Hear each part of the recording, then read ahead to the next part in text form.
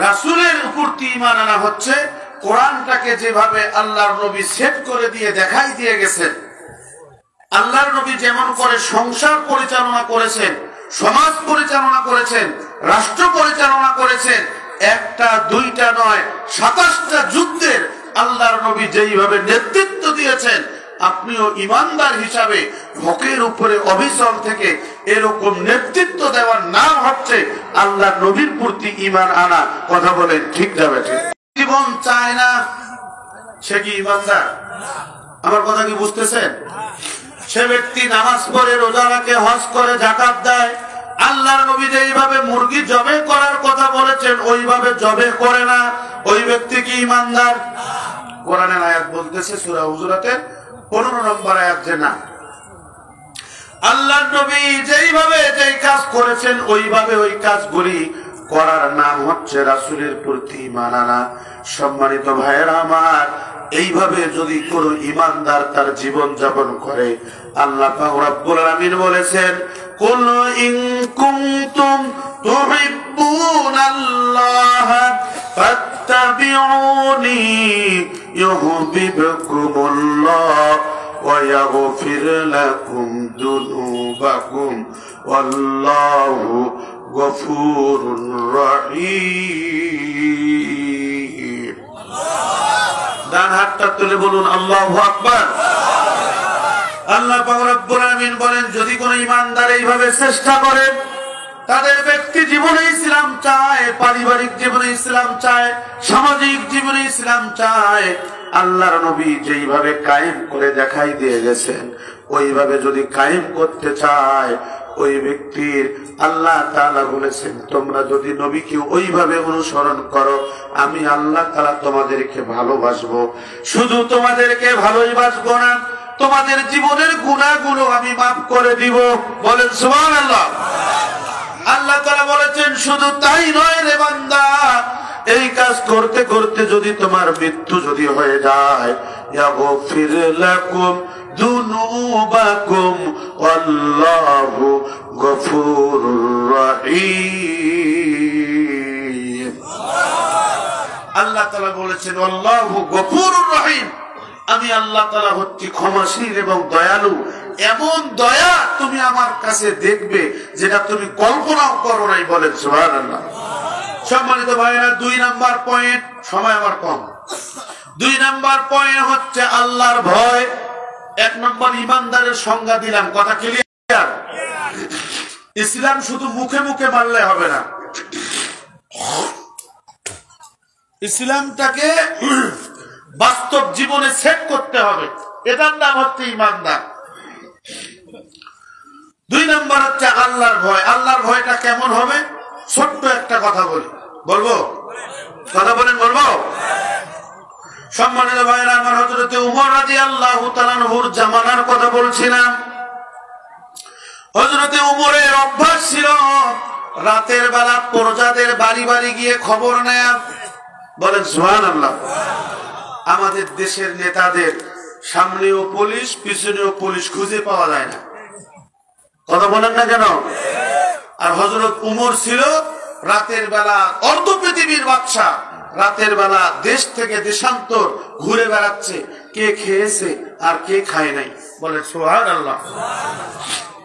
হযরতে উমর ফারুক সফরে বের হয়েছেন, সংক্ষিপ্ত ভাবে বলি। এই সফরের মধ্যে দেশ থেকে দেশান্তরে চলে গেছেন, রাত হয়ে গেছে, রাত কাটিয়ে দিয়েছেন, সারাদিন প্রজাদের খবর নিচ্ছেন। খবর নিতে নিতে মরুভূমি এলাকা, মরু এলাকা খুঁজতে খুঁজতে বাড়ি ঘর দেখা যায় না, এমন একটা মরু এলাকায় চলে গেছেন। ওই এলাকায় চলে যাওয়ার পর দেখতে পেলেন একজন রাখাল। এখন তো ওই রকম ছাগলের পাল আর গরুর পাল দেখা যায় না, দেখা যায় কি না? এখন মানুষের বাড়িতেই 8টা 10টা 20টা গরু থাকলেও বোঝা যায় না। গরুর যে দাম, একজন গরুর ব্যবসা করে বাড়িতেই গরু আপনার খামার করে আজকে খামারিরা কোটি কোটি টাকার মালিক হয়ে গেছে। কথা বলেন ঠিক না বেঠিক? কিন্তু ওই জামানায় ছিল যে মাঠ ঘাট পড়েছিল, এরকম 10, 20, 100, 50, 200, হাজার হাজার গরু ছাগল মাঠের মধ্যে চড়াইতো, আবার সন্ধ্যাবেলা তাঁবু টেনে এখানে থাকতো। দেখা গেছে যে রাখালরা ওই সময় রাখালরা 6 মাসের খাবার নিয়ে বের হয়ে গেছে। 6 মাস পর এগুলো মাঠে ঘাটে মরুভূমি এলাকায় ঘুরে খাওয়াই দাওয়াইয়া আবার নিয়ে আসে।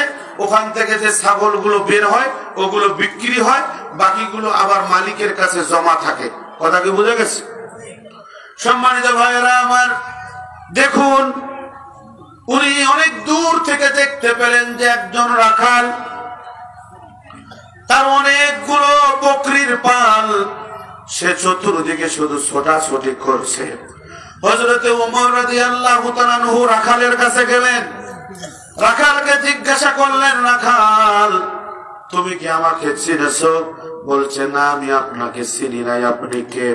হযরতে ওমর বলছেন, আমি একজন পথিক, আমি এসেছি এই জন্য যে আমি খুঁজতে এসেছি আল্লাহর প্রিয় বান্দা কারা, আমি তাদেরকে খুঁজতে এসেছি। এভাবে তার সঙ্গে তার ব্যক্তি জীবনের খোঁজ খবর নিলেন, পারিবারিক জীবনের খোঁজ খবর নিলেন, সামাজিক জীবনের খোঁজ খবর নিলেন। এভাবে খোঁজ খবর নিতে নিতে নামাজের সময় হয়ে গেল। জোহর নামাজ আদায় করলেন, আসর নামাজ আদায় করলেন, মাগরিবের সময় হয়ে গেল।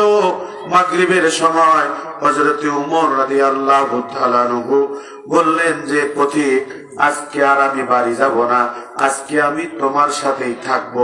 চিৎকার করে বলুন সুবহানাল্লাহ। একটু জোরে বলুন না আলহামদুলিল্লাহ। অর্ধ পৃথিবীর বাদশা কিভাবে খোঁজ খবর নিচ্ছে প্রজাদের দেখুন। আর আমরা এমন মানুষ বাছাই করি, আমাদের অভিভাবক, আমাদের দায়িত্বশীল যারা বড় বড় চেয়ার পেলে আমাদেরকে ভুলে যায়। কথা বলুন ঠিক না বেঠিক?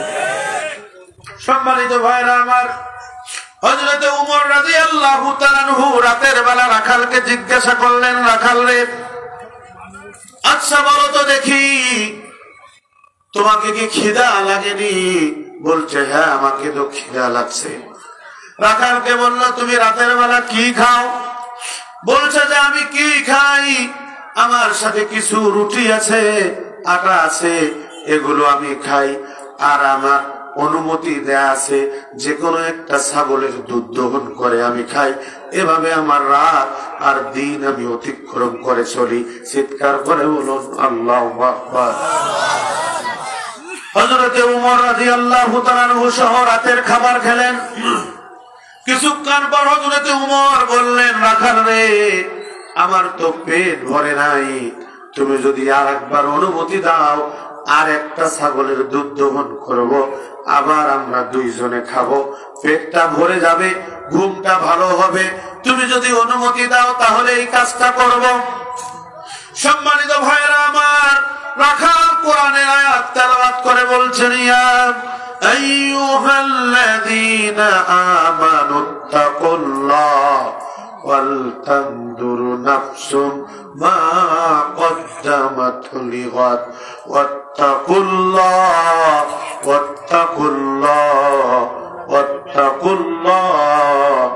ইন্নাল্লাহা খাবীরুম বিমা তা'মালুন।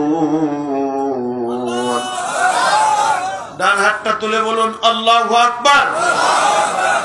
সম্মানিত ভাইরা আমার, হযরত ওমরকে বললেন, ওমর, হে পথিক, তুমি কি কোরআন পড়ো নাই? আল্লাহ তাআলা বলেছেন, ইয়া আইয়ুহাল্লাযীনা আমানুত্তাকুল্লাহ, হে ঈমানদাররা, আল্লাহকে ভয় করো।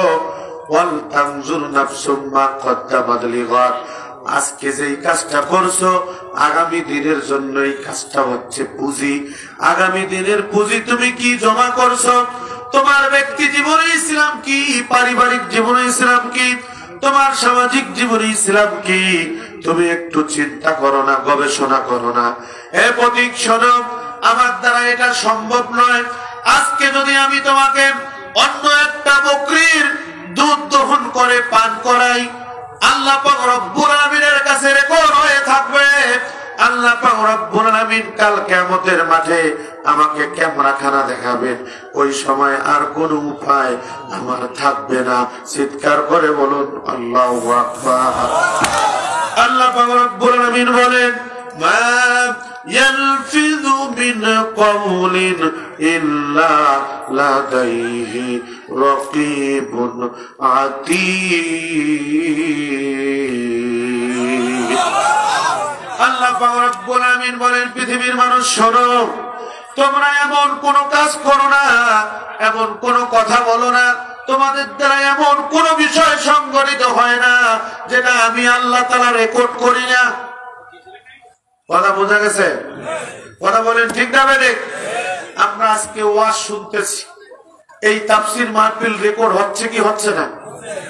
আল্লাহ তাআলা যদি কাল কিয়ামতের মাঠে বলেন যে সভাপতি সাহেব ছিলেন মহিউদ্দিন সাহেব, ওনার সভাপতিত্বে একটা তাফসীর মাহফিল হয়েছিল রামকলায়, ওই মাহফিলে যারা যারা উপস্থিত হয়েছিল ওখানে ঈমানের আলোচনা হয়েছে, আল্লাহর ভয়ের আলোচনা হয়েছে।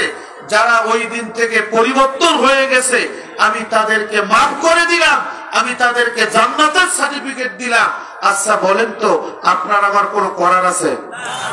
আল্লাহ কি এটা করতে পারেন না? সম্মানিত ভাইয়েরা আমার, এই জন্য বুঝার জন্য বলছি, আপনি যেই কাজটা করবেন, আপনি এই যেই কাজটা করছেন, প্রত্যেকটা কাজ রেকর্ড করতেছেন কে? যদি কোনো মানুষ এই আয়াত অনুযায়ী চিন্তা করত, আমি চুরি করতেছি আল্লাহ আমাকে দেখতেছে, আমি মানুষের আইল ঠেলতেছি আল্লাহ আমাকে দেখতেছে, আমি ওজনে কম দিচ্ছি এটা আল্লাহ আমাকে দেখতেছেন। আচ্ছা বলেন তো দেখি, কোন মানুষ যদি ঠিক এইভাবে আল্লাহর ভয় অন্তরে লালন করত, তাহলে ওই সমাজে কি কোন দুর্নীতি থাকতো? ওই সমাজে কি চুরি থাকতো? ওই সমাজে কি বাটপারি থাকতো? তাহলে আমাদের সমাজে চুরি হয়, আমাদের সমাজে বাটপারি হয়, আমাদের সমাজে যাহা কিছু ঘটছে এর পিছনে মূল কারণ হলো আমরা আল্লাহর ভয় বাদ দিয়ে দিয়েছি। আল্লাহর ভয় আমাদের না থাকার কারণে আজকে আমাদের সমাজে অশান্তি আর অশান্তি চলছে। কথা বলুন ঠিক না বেঠিক? একটু জিকির করি লা ইলাহা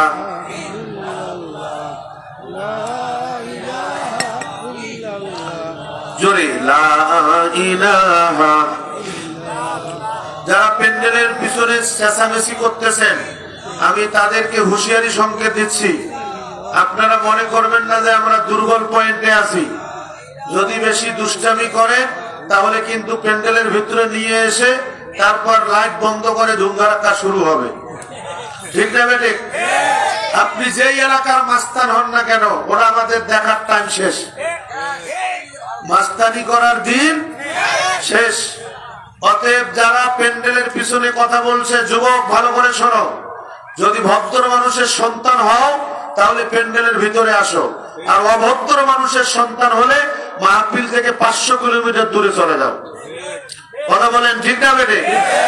এখন কিছু যুবক আসছে, এই বেটাদের আর কোনো খায়া কাজ নেই, এখানে মহিলা প্যান্ডেলের আশেপাশে বাদাম খাবে, চানাচুর খাবে, কোন মেয়ের সাথে সেটিং চলতেছে, আসছে না আসছে দেখা সাক্ষাৎ করবে। ঠিক না বেটে?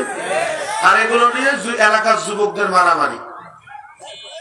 এজন্য যুবকদের দৃষ্টি আকর্ষণ করছি, যারা বেশি ইতরামি করবে ওকে ধরে আমার কাছে নিয়ে আস, ও কত বড় মাস্তান আমরা এখানে দেখবো। কথা বলেন ঠিক না বেটে? আমরা ভেসে আসি না। সম্মানিত ভাইরা আমার, বর্তমান বাংলাদেশের মানুষ আর অন্যায়কে প্রশ্রয় দেয় না। অন্যায়কারীদের দিন শেষ হয়ে গেছে। এরা এখন হচ্ছে ইন্ডিয়ার দালাল, এরা বাঙালি নয়, এরা হচ্ছে ভারতীয় রাজাকার। যারা মাহফিলে বিশৃঙ্খলা সৃষ্টি করবে এদেরকে দাঁত ভাঙ্গা জবাব দেওয়া হবে। কথা বলেন ঠিক না বেটে? সম্মানিত ভাইয়েরা আমার, ভালো করে শুনুন, গভীর মনোযোগ। আল্লাহর ভয়ের কথা বলছিলাম। হযরত ওমর রাখালকে বললেন, রাখাল রে, ওই বকরির দুধ দহন করো, দুইজনে পান করব। রাখাল বলছে, আমার দ্বারা সম্ভব নয় রে পথিক, আমার দ্বারা এটা সম্ভব নয়। বলছে কেন? রাত তো গভীর হয়ে গেছে, এখানে তো কেউ নাই, এখানে তো কেউ নাই, শুধু তুমি আছো আর আমি আছি। তুমি যদি এইটুক করো তাহলে কেউ তোমাকে দেখবে না, তুমি এটা করো। হযরত উমরের কথায় কোন প্রকারের কর্ণপাত করছে না রাখাল। আবারও বলছে, রাখাল কিসে তোমাকে এত বাধা দিয়েছে? কেন তুমি দুধ দহন করছো না? কারণটা কি? তিনি বলতেছেন, পথিক ভালো করে শুনে না, আমাদের দেশের যিনি অভিভাবক, আমিরুল মুমিনিন, খলিফাতুল মুসলিমিন হযরত উমর ফারুক রাদিয়াল্লাহু তাআলা আনহু, উনি আইন জারি করে দিয়েছেন, যাদের অন্তরে আল্লাহর ভয় আছে তারা মানুষকে ঠকাতে পারে না। আমি এই জন্য আজকে যদি আমার মালিককে ঠকাই তাহলে আমি কি জবাব দিব? হযরত উমর বলছেন, এখানে তো উমর নাই, কেন তুমি দুধ দহন করবে না? বলছে, উমর নাই তা কি হয়েছে, আমার দ্বারা এটা সম্ভব না। বলছে, তাহলে তোমার মালিক তোমাকে তো কিছুই বলবে না, তোমার মালিক তো এখানে নাই। উনি বলছেন যে, যা আপনারা শুনে নেন খলিফাতুল মুসলিমিন, আপনি ভালো করে শুনে নেন, আমি উমর, আমি বলতেছে, আমি রাখাল, আজকে আপনাকে বলে যাই, আমাকে যতগুলো ছাগল তারা দিয়েছে, আমার মালিক আমাকে যতগুলো বকরি দিয়েছে, এগুলো আমাকে দিয়েছে আমানত। সুবহানাল্লাহ বলবেন না? এগুলো কি আমানত। আপনাকে যদি কেউ বলে যে ভাই একটা কথা বলবো, কাউকে বলা যাবে না, এটাও আমানত। আপনাকে যদি 10টা টাকা দেয় যে এটা রাখেন, এটাও আমানত। আপনাকে আল্লাহ তাআলা সন্তান দিয়েছেন, এটা আপনার জন্য আমানত। আল্লাহ তাআলা কাউকে সন্তান দেন নাই, এটাও আমানতের অংশ। আল্লাহ তাআলা কাউকে ছেলে দিয়েছেন, মেয়ে দেন নাই, কাউকে মেয়ে দিয়েছেন, ছেলে দেন নাই, এটা করেন কে? আর আমরা কি করছি? আমরা পীরের মাজারে মাজারে যাচ্ছি, পীর বাবার কাছে যে আমরা চাচ্ছি, আবার বলতেছি, বাবা ল্যাংটা ল্যাংটা রে, তোমায় দেখলে আল্লাহ দেখা হয়। সুবহানাল্লাহ বলবেন না নাউযুবিল্লাহ বলবেন? যখন দেখি বাবা তোমার মুখ, মুছে যায় আমার সকল দুঃখ, তোমায় দেখলে আল্লাহ দেখা হয়। বাবা ল্যাংটা ল্যাংটা রে, তোমায় দেখলে আল্লাহ দেখা হয়। চিৎকার করে বলুন নাউযুবিল্লাহ। আমাদের এই দেশে প্রায় 55,000 পীর আছে, এখন আরো বেশি, 80,000-এর কাছাকাছি আছে না নাই? এই দেশের মধ্যে ল্যাংটা বাবা, এই দেশের মধ্যে পাগলা বাবা, এই দেশের মধ্যে জট বাবা, এই দেশের মধ্যে চট বাবা, এই দেশের মধ্যে তালা বাবা, এই দেশের মধ্যে বিড়ি বাবা। কথা বলেন না কেন? পীরের মুরিদ বিড়ি খায়, যে বিড়ি খাইলেই নাকি কলব পরিষ্কার হবে। চিৎকার করে বলে নাউযুবিল্লাহ। শুনুন, একটা হাদিস বলছি, বুখারী শরীফের হাদিস। কলব পরিষ্কার হয় 2টা আমলে। কয়টা আমল? কথা বলেন, কয়টা? একটা হচ্ছে কোরআন তেলাওয়াত, আর একটা হচ্ছে মৃত্যুর কথা যে বেশি বেশি স্মরণ করবে। এই 2টা আমলে, বুখারী মুসলিমের যৌথ হাদিস, এই 2টা আমলে কলব পরিষ্কার হয়। আর আমরা কি করছি? আমরা পীরের দরবারে গিয়ে বিড়ি খাচ্ছি, গাঁজা খাচ্ছি, আর জিকির করতেছি, কলব পরিষ্কার করতেছি। বলেন নাউযুবিল্লাহ। বলছে, ধরো কলকি মারো টান, খাজা বাবার আসে কান, মহিরা গেলে সঙ্গে কিছুই যাবে না, আছে না নাই?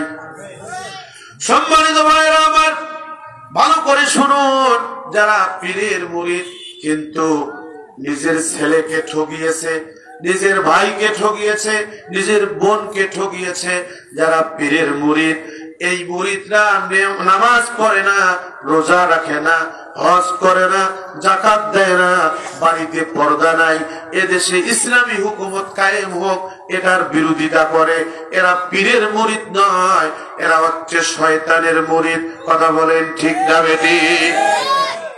আমি দেখেছি, আমার নিজ চোখে দেখা, পীরের মুরিদ হওয়ার আগে বিড়ি খেত, এখন পীরের মুরিদ হওয়ার পরে গাঁজা খায়। সুবহানাল্লাহ বলবেন না নাউযুবিল্লাহ বলবেন? আছে না নাই এরকম পীরের মুরিদ? গোটা শরীর থেকে দুর্গন্ধ বের হচ্ছে। আমরা হক্কানি পীরের বিরোধী নই, কিন্তু বাংলাদেশে অধিকাংশ বদমাশ পীরের মুরিদ। পীরের মুরিদ হওয়ার আগে নামাজ পড়তো, পীরের মুরিদ হয়েছে নামাজ পড়া ছেড়ে দিয়েছে। আছে না নাই? বলতে ভাই নামাজ পড়েন না কেন? কয় এটা তো বাবাকে দিয়েছে। আরে বেটা, তোর নিজের বাবা বাঁচবে কিনা ওই চিন্তা আগে বাবা করো, আর বাবাকে দিয়েছো মানে কত বড় পাগলামি। বলছে কেরামান কাতেবিন রোজ হাসরের দিন আল্লাহর দরবারে যদি করে অভিযোগ, আমি বলবো দুনিয়ায় ছিলাম ল্যাংটা বাবার লোক। সুবহানাল্লাহ বলবেন? জোরে বলেন না কেন? নামাজ নাই, রোজা নেই, ও পীরের মুরিদ, ওনাকে জান্নাতের সার্টিফিকেট পাইছে। কত বড় শয়তান। সম্মানিত ভাইরা আমার, পীরের মুরিদ হওয়ার পরে আপনার মাথার চাঁদি থেকে শুরু করে পায়ের তালু পর্যন্ত, আপনার পরিবার থেকে রাষ্ট্রনীতি পর্যন্ত যদি পরিবর্তন না হয়, তাহলে মনে করবেন আপনি হক্কানি পীরের মুরিদ নয়, আপনি শয়তানি পীরের মুরিদ। কথা বলেন ঠিক না ঠিক? আর যদি পরিবর্তন আসে তাহলে মনে করবেন আপনি হক্কানি পীরের মুরিদ। কথা বলেন ঠিক না ঠিক? সম্মানিত ভাইরা, হযরত উমরের কথা বলছিলাম। হযরত উমর বলল, কে তোমাকে নিষেধ করলো? বলছে মালিক আমার এখানে উপস্থিত নাই। এই ছাগলগুলোর মালিক যদি উপস্থিত নাই, এই ছাগলগুলো আমার কাছে আমানত, অতএব প্রতীক শুনে নাও, আমার দ্বারা দুধ দহন করা সম্ভব নয়। হযরত উমর বলছে, তাহলে কিভাবে ঘুমাবো? বলছে, হ্যাঁ, এভাবে যদি জীবনটা চলে যায় এভাবেই যেতে হবে, কিন্তু কোন প্রকারের ব্যবস্থা আর হবে না। আমার মালিক বলেছে একটা ছাগলের দুধ দহন করেই তোমাকে খেতে হবে, আর একটা ছাগলের দুধ দহন করতে পারবা না। এই রাখাল যে এই নীতিটা মানলো, এটা কার ভয়ে? আরো জোরে বলেন, কার ভয়ে? আর আমরা দাড়ি আছে, টুপি আছে, পাঞ্জাবি, আমার নিজ চোখে দেখা, বাজারে যখন যায় জুব্বা পরে যায়, আর আলকাস কাটার সময় মাথায় টুপি আছে, আবার 20 ডেন্টি, বোঝেন তো? বোঝেন? ওই 20 ডেন্টি দিয়ে আলকাস কাটতেছে, অন্যের জমির আল কাটিয়ে আর একটা ভরাট করাচ্ছে। সুবহানাল্লাহ বলবেন? এটা কি আল্লাহর ভয় হইল? উনি যে বাজারে যাওয়ার সময় জুব্বা পরলো, এটা আল্লাহর ভয় নয়। এজন্য আল্লাহর ভয় লৌকিকতা, সাবাস। আল্লাহর ভয়টা এটা অন্তরে লালন করতে হবে। আল্লাহ বলেছেন, রাসূল বলেছেন, ইন্নাল্লাহা লা ইয়ানজুরু ইলা সাওয়ারিকুম, কোন মানুষের চেহারা সুরত দেখে আল্লাহ জান্নাত দিবে না, ওয়ালাকিন ইয়ানজুরু ইলা কুলুবিকুম ওয়া আমালিকুম, আল্লাহ তাআলা দেখবে তোমার অন্তরের খবর আর তোমার আমলগুলো দেখবে, তারপর তোমাকে জান্নাত দিবে। কথা বলেন ঠিক না বেটি? আমি মাহফিলে আসতেছি, এক আমলিগের লোক আমাকে বলতেছে, হুজুর আমরা আপনার একটা ওয়াজ শুনলাম, আপনি বলছেন যে আমলিগের লোকের জানাজা করবেন না। কথাটা বুঝার জন্য বলতেছি। আমি বললাম, জি আমি ওটা বলেছি। আমার ওয়াজ কিন্তু লাইভে চলতেছে, লাইভ, এরা গোটা বিশ্ব দেখতেছে। তা আমি বললাম যে হ্যাঁ, কেন জানেন? আপনি ওই আলোচনাটা সম্পূর্ণটা শোনেন। ইসকনের হিন্দুরা আমাদের ভাই আবু সাইদকে ধরে জবেহ করলো। কথা বলেন না কেন? আইনজীবী সাইফুল ইসলাম আলিফকে জবেহ করলো। ইসকনের কুলাঙ্গার চিন্ময় প্রভু দাস, তার জামিন আজও হয়নি, তার পক্ষে কোন আইনজীবী দাঁড়ায়নি। যেদিন তার জামিন হয়নি ওই দিন আইনজীবীকে ধরে জবেহ করলো।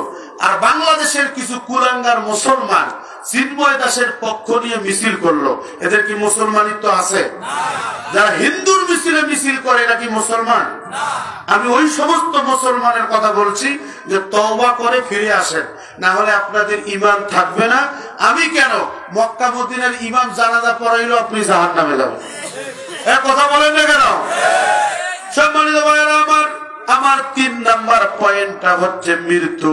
আল্লাহ তাআলা বলেছেন, আইনামা তাকুনু ইউদরিকুমুল মাউতু ওয়ালাউ কুনতুম ফি বুরুজিম মুশাইয়াদা। একটু ডান হাতটা তুলে বলুন না আল্লাহু আকবার। আল্লাহ পাক রব্বুল আলামিন সূরা আল ইমরানের 102 নম্বর আয়াতে বললেন, ওয়ালা তামুতুন্না ইল্লা ওয়া আনতুম মুসলিমুন। আল্লাহ তাআলা বললেন মুসলমান না হয়ে মরো না। কথা কার?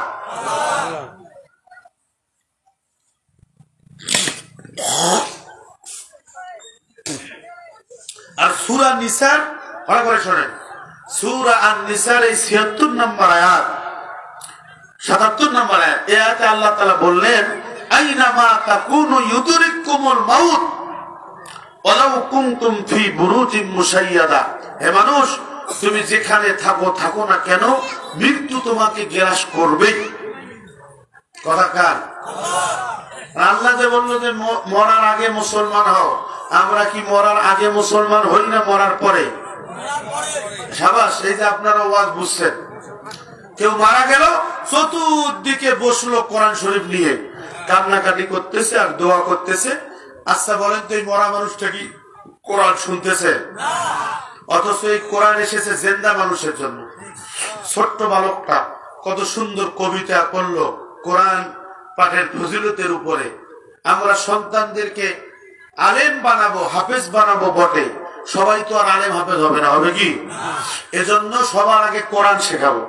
আপনি ডাক্তার বানাবেন, মাস্টার বানাবেন, অফিসার বানাবেন, ইঞ্জিনিয়ার বানাবেন, সবার আগে আপনি তাকে কোরআন শেখাবেন, তারপর কোন লাইনে পড়াবেন সমস্যা নেই।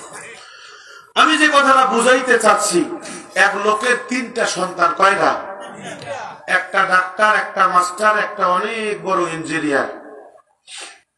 এরা 3 জনে বাবা মারা গেছে, কবরের পাশে গেছে। ডাক্তার মাস্টারকে বলে যে তুই দোয়া কর, আর মাস্টার আরেকজনকে বলতেছে যাক আপনি দোয়া করেন। ইঞ্জিনিয়ার আরেকজনকে বলতেছে আপনি দোয়া করেন। শেষ পর্যন্ত দোয়া করার লোক নাই। এরকম ঘটনা ঘটছে কি ঘটছে না? সম্মানিত ভাইয়েরা আমার, দেখুন আমাদের সমাজে কেউ মৃত্যুবরণ করলো, আমরা চতুর্দিকে বসে মরা মানুষটাকে কোরআন শোনাই। কিন্তু এই আল্লাহ তাআলা কোরআন দিয়েছেন জিন্দা মানুষের জন্য। আল্লাহ পাক রব্বুল আলামিন বলেছেন, বান্দা শোনো, ওয়ানাজ্জালনা আলাইকাল কিতাবা তিবয়ানাল লিকুল্লি শাই ওয়া হুদাও ওয়া রাহমাতাও ওয়া বুশরা লিল মুসলিমিন। আল্লাহ পাক রব্বুল আলামিন বলেন, বান্দা আমি এই কোরআন নবী মুহাম্মাদের উপরে যে নাজিল করেছি, এই কোরআনটা হচ্ছে তিবয়ানাল লিকুল্লি শাই। এই কোরআনটা মানুষের ব্যক্তি জীবন থেকে শুরু করে আন্তর্জাতিক জীবন পর্যন্ত, তার জন্ম থেকে মৃত্যু পর্যন্ত, তার রান্নাঘর থেকে শুরু করে সংসদ ভবন পর্যন্ত এমন কোন সাবজেক্ট নাই যেটা আমি আল্লাহ তাআলা নাজিল করি নাই। আমি আল্লাহ এই জন্য নাজিল করেছি, ওই মানুষগুলো যখন কোরআনটাকে মেনে নেবে, তাদের ব্যক্তি জীবন, পারিবারিক জীবন, সামাজিক জীবনে আমি আল্লাহ তাআলা ওয়া হুদাও তাদেরকে হেদায়েত দেব, ওয়া রাহমাতাও তাদের উপরে রহমত বর্ষিত করে দেব, অবুশরা লিল মুসলিমিন ওই মুসলমানদের জন্য রয়েছে সুসংবাদ। চিৎকার করে বলুন সুবহানাল্লাহ। সম্মানিত ভাইরা আমার, আমি ছোট্ট একটা হাদিস বলেই আমার আলোচনার শেষের দিকে যাব। একজন সাহাবী দুনিয়া থেকে বিদায় নিয়েছেন। দেখুন মৃত্যুটা কি জিনিস। দুনিয়া থেকে বিদায় নিয়েছেন। আল্লাহর নবীর কাছে তার সন্তান 4-5 বছরের বালক, নাম তার আব্দুল্লাহ। আব্দুল্লাহ দৌড় দিয়ে আসছেন। আসার পরে নবীজিকে বললেন, নবী গো, আমার বাবা দুনিয়া থেকে বিদায় নিয়ে চলে গেছে। ইয়া রাসূলুল্লাহ, আমার বাবা যখন দুনিয়া থেকে চলে যায় তখন আমার বাবা আমাকে নসিহত করেছে, বাবারে আমি যদি দুনিয়া থেকে বিদায় নিয়ে চলে যাই তাহলে তুমি নবী মুহাম্মাদের কাছে যাবা, নবী মুহাম্মাদের কাছে গিয়ে আমার মৃত্যু সংবাদ দিবা, নবী মুহাম্মদকে বলে দিবা আমার যেন গোসল করাবে, আমার যখন গোসল করাবে তখন যেন হযরতে উমর আর হযরতে আবু বকর এসে আমার গোসল করায়। বলেন সুবহানাল্লাহ। আব্দুল্লাহর বাবার সংবাদ দুনিয়া থেকে বিদায় নিল। আব্দুল্লাহ দৌড় দিয়ে এসে আল্লাহর নবীর কাছে হাজির হলো। আল্লাহর নবীকে বলতেছেন, ইয়া রাসূলুল্লাহ, ইয়া হাবিবাল্লাহ, নাই নাই, আমার বাবা দুনিয়ায় নাই। আজকে আমি আপনাদের কাছে বলতে চাই, যার বাবা নাই সেই ব্যক্তি বুঝেন বাবা না থাকার কত বড় ব্যর্থতা। কথা বলেন ঠিক না বেটি? আমি যখন আসছিলাম আমার কাছে মাইকের আওয়াজ গেল, তখন আমি দেখলাম আজকের মিজানুর রহমান সাহেব মাতা পিতার উপরে অনেক গুরুত্বপূর্ণ কথা বলেছেন, কিন্তু আমি বোঝার জন্য অল্প একটু বলছি। সম্মানিত ভাইয়েরা, আপনারা জানেন আমি আপনাদের ভাইয়ের মতো, সন্তানের মতো আমি এই এলাকায় অনেক বিচরণ করেছি, আমার অনেক বন্ধু বান্ধব আছে এলাকায়। আমি বোঝার জন্য বলছি, আমার বাবা আজ থেকে শুরু করে 2.5 বছর আগে স্ট্রোক করেছেন, অসুস্থ হয়ে গেছে। আমার তারিখটা পর্যন্ত খেয়াল আছে, মার্চ মাসের 15 তারিখ রাতের বেলা আমার আব্বা স্ট্রোক করেছে। 16 তারিখ আমার মাহফিল ছিল জয়পুরহাট। সম্মানিত ভাইরা, বোঝার জন্য বলছি, 22 সালের 15ই মার্চ আব্বাজান যখন অসুস্থ হলো, রাতের বেলা ফজরের নামাজের আগে বলছে, বাবা আমি অসুস্থ হয়ে যাচ্ছি, ভালো লাগছে না। সঙ্গে সঙ্গে হাসপাতালে নিয়ে গেলাম। হাসপাতাল বলছে, হুজুর এখানে রিস্ক নেওয়া যাবে না, রংপুর নিয়ে যান। ফজরের নামাজ আদায় করে রংপুরে নিয়ে গেলাম। বোঝার জন্য বলছি, আমি 15ই মার্চের পূর্ব মুহূর্ত পর্যন্ত আমি নাজমুল হুদা জানতাম না আলুর দাম কত, বেগুনের দাম কত, লবণের দাম কত, মরিচের দাম কত, পেঁয়াজের দাম কত, এটা আমি জানতাম না। কথা কি বুঝাইতে পারছি? তার মানে সংসার নিয়ে কোনো টেনশন ছিল না। যাদের বাবা নাই একমাত্র তারা এই কথাগুলো বুঝবে, অন্য কেউ বুঝবে না। কথা বলেন ঠিক না বেদে? কার কার বাবা নাই একটু হাত তোলেন তো দেখি। লিল্লাহে তাকবীর। আল্লাহ তাআলা আপনাদের আব্বাজান গুলিকে জান্নাতের উচ্চ মাকাম দান করুক, আল্লাহুম্মা আমিন। কার কার মা নাই একটু ডান হাতটা তোলেন তো দেখি। যাদের মা নাই আল্লাহ তাআলা তাদেরকে জান্নাতের উচ্চ মাকাম দান করুক, আল্লাহুম্মা আমিন। যাদের মা বাবা উভয় চলে গেছে, আজকে তারা জান্নাত হারিয়ে ফেলেছে, আজকে তারা জান্নাত হারিয়ে ফেলেছে। আল্লাহর নবী বলেছেন, যতবার মা বাবার দিকে তাকাবা ততবার তোমাদের আমলনামায় কবুল হজের সওয়াব লেখা হবে। বলুন সুবহানাল্লাহ। সম্মানিত ভাইয়েরা আমার, বোঝার জন্য বলছি, আমি জানতাম না লবণের দাম কত, মরিচের দাম কত, পেঁয়াজের দাম কত। এখন যখন সংসারের ঘানি এই 2.5-3 বছর ধরে টানতেছি, তখন বুঝতেছি আমার বাবা কত কষ্ট করত। আমার কাছে অনেক বড় মনে হয়, কিন্তু ভালোও লাগে। আমি যদি বাবার কাছে টাকা চাইতাম, সেই 97-98-তে দোবানাঙ্গায় পড়েছিলাম, বাবা দিত 10 টাকা 20 টাকা। তখন 10 টাকা 20 টাকার অনেক বড় দাম ছিল। বলেন ঠিক না বেটি? এখন যখন আমার বাবা আমাকে মিস কল দেয়, আমি সঙ্গে সঙ্গে কল ব্যাক করি। আমার বাবা যখন বলে, বাবা রে আমাকে 20টা টাকা সিলোড করে দাও, তখন মনে হয় আজ থেকে শুরু করে সেই 25 বছর আগে কথা, যে আমরা বাবার কাছে টাকা চেয়েছিলাম, বাবা ওই 20 টাকা দিয়েছিল। কথা বলেন ঠিক না বেঠিক? সম্মানিত ভাইয়েরা আমার, মা বাবা অনেক বড় সম্পদ। আমি যেই কথাটা বুঝাইতে চাচ্ছি, যে ইয়েতিমরা মা বাবাকে হারিয়ে ফেলেছে, এরাই শুধু বুঝতেছে যে দুনিয়াটা তাদের কাছে অন্ধকারের মতো। কথা বলেন ঠিক না বেঠিক? আপনি কিছুই জানেন না, আপনি কোরআন পড়তে পারেন না, আপনি হাদিস পড়তে পারেন না। বাবার কবরের পাশে দাঁড়িয়ে শুধু বলবেন, আল্লাহ আমার বাবার কবরের আযাব বন্ধ করে দাও। আল্লাহর কসম করে বলছি, আল্লাহর কসম করে বলছি, আর কোনদিন আপনাদের সাথে দেখা হবে কিনা জানি না, কিন্তু আল্লাহ তাআলা আপনাদের পিতামাতার কবরের আযাব মাফ করে দিবেন। বলছেন কে? সম্মানিত ভাইরা আমার, আর লম্বা করবো না। মৃত্যুটা কত কঠিন, কত কাছাকাছি, এটা বোঝার জন্য বলছি। ওই ছোট্ট বালক নবীজিকে যে বলছেন, ইয়া রাসূলুল্লাহ আমার বাবা যখন মরে যায় তখন আমার বাবা কয়টা কথা আমাকে বলছেন। এক নাম্বার কথা হচ্ছে তার গোসলটা যেন হযরতে উমর আর আবু বকর দেয়। দুই নাম্বার কথা হচ্ছে তার জানাজার নামাজের ইমামতি যেন আপনি করান। তিন নাম্বার কথা হচ্ছে ইয়া রাসূলুল্লাহ, ইয়া হাবিবাল্লাহ, তিন নাম্বার কথা হচ্ছে আমার বাবা যখন কবরে থাকবে তখন আমার বাবার কবরে আপনি নামবেন। এটা আমার বাবা আমাকে বলে গেছে। আল্লাহর নবী সাহাবা আজমাইনদেরকে সাথে নিলেন, সাথে নিয়ে ওই সাহাবীর বাড়িতে চলে গেলেন, আব্দুল্লাহর বাড়ি। আব্দুল্লাহর বাবাকে আর গোসল দেয়াবেন দুইজন সাহাবীকে নির্দেশ দিলেন। আল্লাহর নবী বললেন, উমর রে, আবু বকর তার গোসলের ব্যবস্থা করো। তার গোসল দেওয়ার ব্যবস্থা হয়ে গেল। সম্মানিত ভাইয়েরা আমার, আজকে গ্রামগঞ্জের অনেক মানুষ মৃত্যু ব্যক্তিকে কিভাবে গোসল করাতে হয় এটা আমরা জানি না।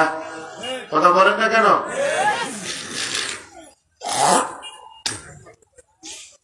আমার ইমামতির বয়স 20 বছর। কতদিন? কথা বলেন না কেন? আমি দেখেছি, আমার অভিজ্ঞতা থেকে বলতেছি।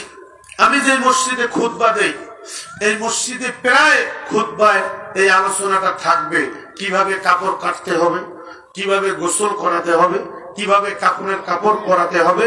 এগুলো 2 মাস 3 মাস 6 মাস অন্তর বলে দিতে হয়। না হলে কি হবে জানেন? আপনি হয়তো নাই, কেউ মারা গেছে, দেখা যায় যে এই গোটা রামকলায় একজন গোসল করায়, আছে না নেই? কেউ মারা গেছে, রাতের বেলা ওর বাড়িতে যাচ্ছে, ওর বাড়িতে যে ভাই ওঠেন ওঠেন, উনি বলতেছে ভাই রে আমার জ্বর আসছে, কাল সকালবেলা গোসল করাবো। এখন আপনার বাপ ওই মরা অবস্থায় সে পায়খানা করছে না পেশাব করছে, ওই অবস্থায় সারা রাত থাকবে, তারপরের দিন গোসল হবে। হয় কি হয় না? যদি এটা আমরা সবাই শিখতাম তাহলে বলুন তো দেখি ওই মৃত্যু ব্যক্তিটাকে কি এইভাবে রাখার দরকার ছিল? এজন্য সবাইকে শিখতে হবে। আমি কি বলবো? কথা বলেন, বলবো? জি বলবো। সম্মানিত ভাইয়েরা আমার, আবার কিছু কিছু এলাকায় কুসংস্কার আছে, মা বোনেরা ভালো করে শুনবেন। একটা মানুষ মরে গেলে ওইখানে মুফতি সাহেবের অভাব নাই। কথা বলেন না কেন? বলতেছে এমন করে কাপড় কাটো, এইভাবে বাঁশ কাটো, এইভাবে পানি গরম করো, ওইখানে বড়াই পাতা দাও, এভাবে শোয়াও, এভাবে কাজ করো, এভাবে শোতাও, এভাবে বসাও। অনেক মুফতি সাহেব ওখানে দেখা যায়, ঠিক না বেঠিক? আমি এটা বলেই মূল আলোচনায় যাচ্ছি। দেখুন ওই ছেলে কি করলো, আল্লাহর নবী সাহাবা আজমাইনদেরকে নিয়ে গেলেন, গোসলের ব্যবস্থা হচ্ছে। গোসল করার নিয়ম হচ্ছে, আমাদের দেশে আমরা উত্তর দক্ষিণ করে রাখি, রাখি না? পানি গরম হবে বটে, বড়াই পাতার পানি দিয়ে গরম হবে, ঠিক আছে। এটা বৈজ্ঞানিক দৃষ্টিকোণ থেকে আল্লাহর নবীর যে সুন্নাহ, এটা অনেক বড় দামি, বলুন সুবহানাল্লাহ। একটা লাশ যখন তার প্রাণবায়ুটা আজরাইল বের করে নেয়, তখন তার প্রত্যেকটা রোগের শিরা উপশিরা কিন্তু ছিঁড়ে যায়। বলেন আল্লাহু আকবার। সম্মানিত ভাইরা আমার, মৃত্যুর যন্ত্রণা কত কঠিন যারা মরেছে তারা বুঝেছে। যারা বেঈমান হয়ে মৃত্যুবরণ করবে, এদের ব্যাপারে নবীজি বলেছেন, এই মানুষটাকে যদি জীবন্ত অবস্থায় তার চামড়াটা খুলে ফেলা হতো, তার চামড়াটা যদি খুলে ফেলা হতো, উনি জীবন্ত অবস্থায় যেই কষ্টটা পেত না, কোন ব্যক্তি বেঈমান অবস্থায় মৃত্যুবরণ করলে তার চেয়ে বেশি কষ্ট পায়। চিৎকার করে বলুন নাউজুবিল্লাহ। যুবক ভালো করে শোনো, আমাদের এলাকার কিছু যুবক আছে, রাতের বেলা অ্যান্ড্রয়েড সেট হাতের মধ্যে নিয়েছে, কানের মধ্যে ইয়ারফোন, সারা রাত হিন্দি গান শুনতেছে, শুনতে শুনতে ফুটুস, আছে না নাই? এই অবস্থায় মৃত্যুবরণ করলো, জান্নাতে চলে গেল নাকি? ওই মক্কা মদিনার ইমামের জান্নাত পড়াইলে তো জান্নাত যাবে না। সম্মানিত ভাইরা আমার, হযরত উমর ফারুক রাদিয়াল্লাহু তাআলা রুহু গোসল দিচ্ছেন। গোসলের নিয়মটা বলছি, পানি গরম হবে, সর্বপ্রথম লাশটাকে 3 বার উঠে বসাতে হবে, আবার শোয়াতে হবে, বসাতে হবে, আবার শোয়াতে হবে। কেন করতে হবে জানেন? তার যদি কোনো পেশাব পায়খানা থাকে সব নিচে চলে আসবে, পানি দিবেন চলে যাবে। যদি ঢিলা কুলুপ থাকে ব্যবহার করবেন, টিস্যু থাকলে ব্যবহার করবেন, যেভাবে মন চায় ওইভাবে ব্যবহার করেন, সমস্যা নাই। সংক্ষিপ্ত ভাবে বলতেছি, টিস্যু ব্যবহার করার পর পানি দিয়ে দিলেন, এরপরে কি করবেন? ওই লাশটাকে সর্বপ্রথম ডান দিকে তাকে হেলাবেন, হেলার পরে আপনি পানি দেয়া শুরু করবেন। 3 বার পানি দিবেন, পানি দিয়ে সাবান দিয়ে আবার হাতের মধ্যে লাকড়া নিয়ে সুন্দর করে পরিষ্কার করবেন। এরপরে বাম দিকে পানি দিবেন। সম্মানিত ভাইরা, এই ডান এবং বাম এটাই আমরা অনেকে জানি না। কথা বোঝা গেছে? আগে ধোয়াতে হবে ডান দিকে, তারপর বাম দিকে। এরপরে পানি দিলেন, চলে গেল। আবার দেখবেন যে পেশাবের রাস্তা দিয়ে, পায়খানার রাস্তা দিয়ে কোনো ময়লা আছে কিনা, দিয়ে তারপর কাপড়ের কাপড় পরালেন। এগুলো বর্ণনা দিতে গেলে আরো অনেক সময় লাগবে। মসজিদের ইমাম সাহেবদের কাছ থেকে জেনে নেবেন কাপড় কিভাবে পরাতে হয়, জানাজা কিভাবে পরাতে হয়। নিজের বাবার জানাজা নিজেই পড়ার চেষ্টা করবেন। কথা বুঝা গেছে? সম্মানিত ভাইরা, হযরতে ওমর রাদিয়াল্লাহু তাআলা আনহু গোসল করালেন, ওই সাহাবীকে কাপড়ের কাপড় পরালেন, জানাজার নামাজের জন্য রেডি হলেন। জানাজার নামাজ শুরু হবে, এমন মুহূর্তে আল্লাহর নবী সামনে গেছেন। সামনে যাওয়ার পর জানাজার নামাজ শুরু হবে। ওই মুহূর্তে আল্লাহর নবী খেয়াল করেছেন তার কাপড়ের ভিতরে কি যেন একটা নড়তেছে। কথা বোঝা গেছে? দেখা যায় কি যায় না? আল্লাহর নবী হযরতে উমরকে বললেন, উমর। হযরত আবু বকরকে বললেন, আবু বকর, জানাজা এখনো শুরু হয় নাই, আচ্ছা দেখো তো কাপড়ের ভিতরে কি এমনটা নড়ে, কারণটা কি? এই কারণ খুঁজতে যে হযরত আবু বকর আর উমর একটা মেসেজ নিয়ে আসলো আল্লাহর নবীর কাছে। মেসেজটা হলো, ইয়া রাসূলুল্লাহ, ইয়া হাবিবাল্লাহ, যেই সাহাবীর জানাজা আপনি পড়াবেন তাকে একটা বিষধর সাপ গ্রেফতার করেছে। চিৎকার করে বলুন নাউজুবিল্লাহ। সাপ কোথা থেকে আসলো? এতগুলো মানুষ, একটা সাপ ওই লাশটাকে ঘেরাও করছে। কারণটা কি? কারণটা কি জানতে চান? কারা কারা জানতে চান? ডান হাতটা তোলেন তো। তাকবীর দেন, লিল্লাহে তাকবীর। আর একটু জোরে হবে, লিল্লাহে তাকবীর।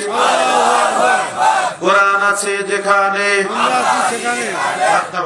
সম্মানিত ভাইরা, এই যুবকরা এখন আপনাদের কাছে যাবে, যা পকেটে আছে তা দিয়ে দিবেন। এটা 1 নম্বর কাজ।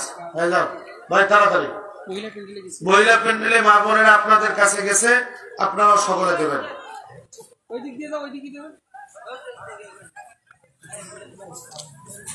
গরম পানি দেন ছেলেকে দেন।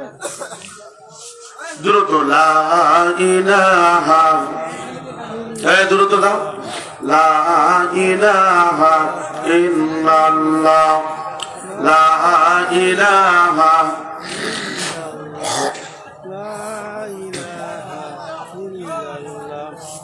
লা ইলাহা, লা ইলাহা ইল্লাল্লাহ, লা ইলাহা,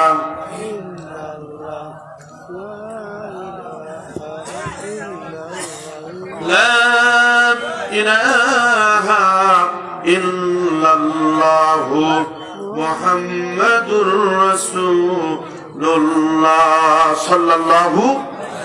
সম্মানিত ভাইরা শুনুন একটু মনোযোগ দিয়ে। যেদিন আমাকে দাওয়াত দেয়া হয়, আমাদের রুহুল কুদ্দুস বাবু ভাই, রিয়াদ ভাই আর যুবকরা আমার সাথে কথা বলেছে।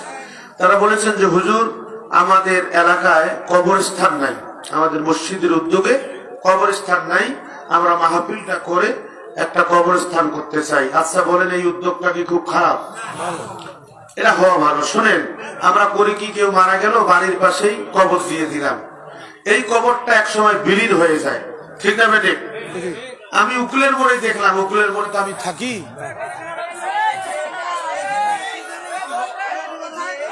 ভাই কথা বলা যাবে না, কথা বলা যাবে না।